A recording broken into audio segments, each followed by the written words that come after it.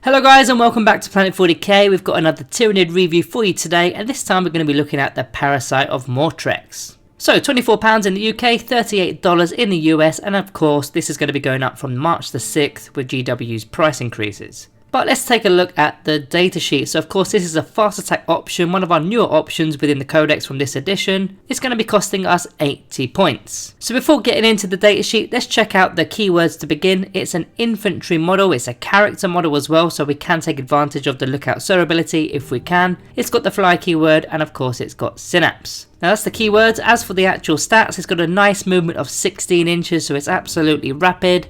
Weapon skill is a 2+, pretty good in combat. Ability skill 3+, strength 5, toughness 5, wound 6, attack 6, leadership 8, and a 4+ armor save. So pretty reasonable stats and only 80 points for this character model. So this Parasite of Mortrex comes equipped with the clawed limbs and the barbed ovipositor. So let's check out the clawed limbs to begin. This is strength user, which makes it strength 5, minus 2 AP and 1 damage. Now we've got weapon skill of a 2+ with 6 attacks at strength 5. It's not going to do a massive amount against standard Space Marine models for example, but it's going to do a fair amount against your light infantry units that have only got 1 wound. You're going to be wounding them on a 3+, and you're already hitting on a 2+ anyway with 6 attacks, minus 2 AP is all you need there. Now the second weapon, which is the barbed ovipositor, this is also a melee weapon, and you make 1 additional attack with this weapon, and no more than 1 attack can be made with this weapon when resolving a fight. Now it has an ability attached to it, we'll go over that in a moment, but as for the actual stats of the weapon, strength +1, that makes it strength 6, minus 1 AP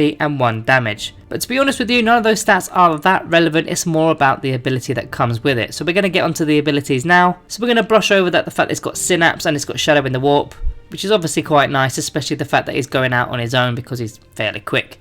But the ability that comes with that weapon is the Parasitic Infection. So what is the Parasitic Infection? So when an attack is made with this weapon and it successfully wounds an enemy unit, excluding vehicle units, that unit will suffer 1 mortal wound in addition to the normal damage, and then they become infected with parasites. This is the good bit. So at the start of your opponent's command phase, for each enemy unit that is infected with parasites, your opponent must roll 1d6. On a 1, 2 or 3, they suffer D3 mortal wounds and they're no longer affected by parasites, so the parasites are then gone. On a 4, 5 or 6, they still suffer D3 mortal wounds, but they're going to remain infected with those parasites, so in the next command phase after, they're going to do this again. So either way, you're going to be getting D3 mortal wounds, and obviously 1 for the mortal wounds that you did when you first used the weapon. Now if the unit suffers 2 or more mortal wounds as a result of this ability this phase, you set up a new friendly Hive Fleet Ripper Swarm unit on the battlefield within 3 inches of the unit, and not within engagement range of enemy models. That Ripper Swarms unit will contain 1 model,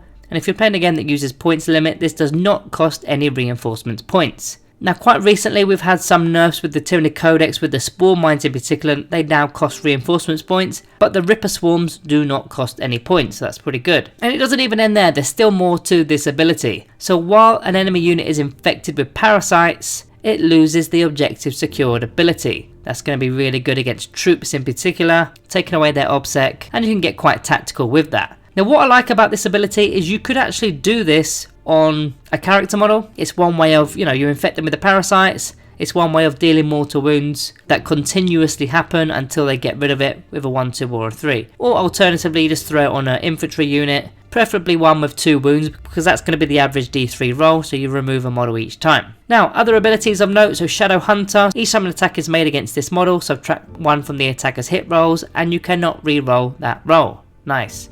And finally, Death from Above, so during deployment you set it up within Deep Strike, come out in reinforcements. But there's a further part to this, which is you can, not only do you set this model up 9 inches away from enemy models, but you also have a re-rollable charge roll made for this model when you come in from Death from Above. So that's the datasheet abilities. As for the Synaptic Imperative that comes with this Synapse character, it's got the Swift Onslaught ability that you can have army wide if you select it for that battle round. While this Synaptic Imperative ability is active for your army, and a friendly Hive Tendril unit is within 6 inches of this Synapse model, each time a model in that unit makes a pile-in or consolidation move, it can move an additional 3 inches to a maximum of 9 inches. So you already get a 3-inch pile-in and consolidation move as it is, so this will become a 6-inch pile-in and consolidation move each time you use them. Again, you can get quite tricksy with that, quite tactical. Make sure you're not touching base when you make your charge moves, And yeah, you can gain quite a lot of ground by having 6 inches swerving around the bases, and then once you've finished off those models,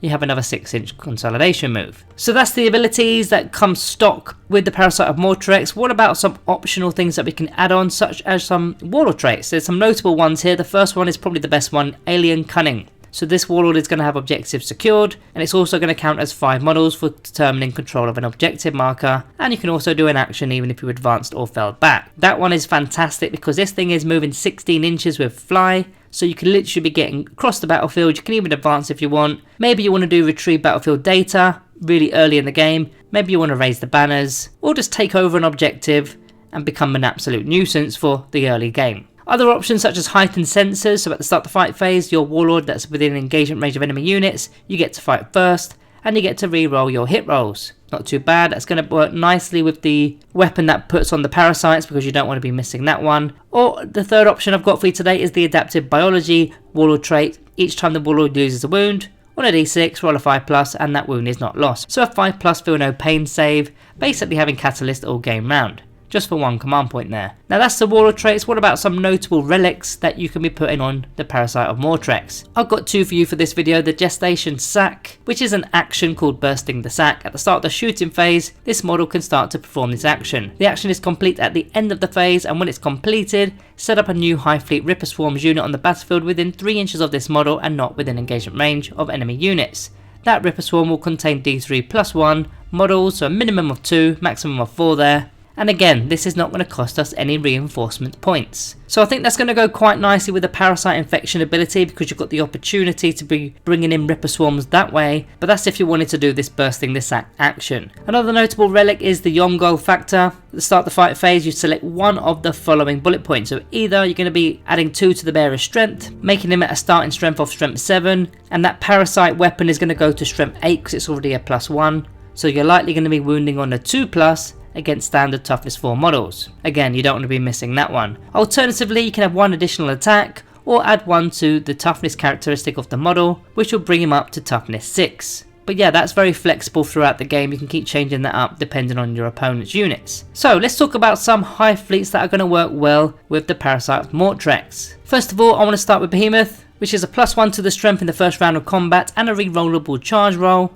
I mean, you get that from Deep Strike, but you're going to have it all game round if you are taking this Hive Fleet. And you could swap out that charge reroll for one of the Hunt biomorphologies, which is Adrenalized Onslaught, which will give him an extra 3 inches to his consolidation move.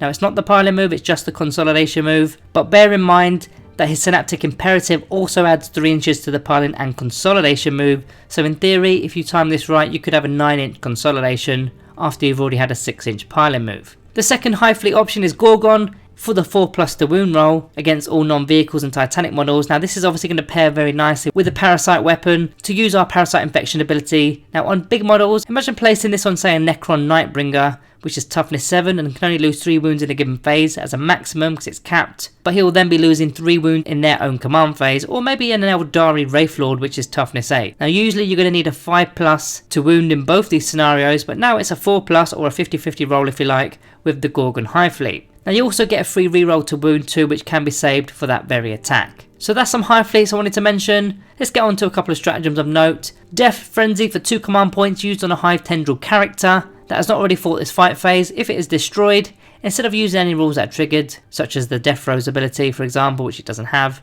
do not remove the model from play. It can then fight before actually being removed. So you could actually inflict the Parasite Infection on an enemy unit before actually leaving the battlefield, which could be quite cool. And the other one is Unfolding Strike, which is actually unique to the Parasite of Mortrex. So once he's finished doing a normal move or advanced move, you select an enemy unit that the Parasite of Mortrex model moved across this phase. You roll a d6, on a 2, 3, 4 or 5, that unit suffers d3 mortal wounds and becomes infected with parasites. And if you roll a 6, they suffer 3 mortal wounds and become infected with parasites. So it's a second way of actually doing the Parasite ability, because you can move over one unit, you can then charge another unit. So this Parasite Infection ability can actually be happening twice in that given turn, just for 1 command point. I personally would be using this stratagem every single turn. Right, let's get on to the summary for the Parasite of Mortrex, starting with the pros. It's got a lovely movement of 16 inches, it's absolutely rapid, it's got Synapse and Shadows in the Warp, very nice. Death from above, so Deep Strike, which also includes a rerollable charge roll on entry.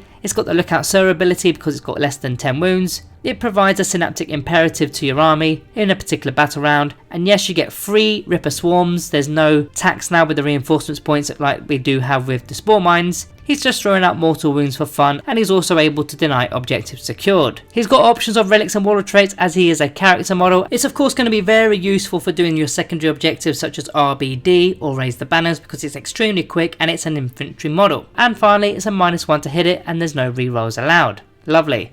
As for the cons, he needs a screen or he's gonna die quite fast. Only toughness 5 with the 4+ armor save with 6 wounds. It's not gonna stay alive for the entire game, and that will of course give up some assassination points if your opponent selected that secondary. He's got no range attacks unfortunately, and we kind of alluded to it already, he's got no invulnerable save, which kind of sucks for a character. And when using that parasite weapon, once you've hit with it, once you've wound with it, there's still a 50% chance of actually missing with the infection, because it is of course a 1, 2 or 3 won't actually infect them, but it will still score D3 mortal wounds. And finally, underwhelming in melee even with weapon skill 2+. So as for the Planet 40k rating today for the Parasite of Mortrex, wasn't sure about this one, but I'm going to be going with a Planet 40k rating of 4 stars. So guys, that is my Parasite of Mortrex review. If you agree with this rating, put it down in the comments below, and if you disagree, of course, do the same thing. We'll have a chat about it in the comments section. And also please do remember to subscribe to the channel if you are new around here. Other than that guys, all that is left to say is thank you all for watching, and I'll see you in the next one.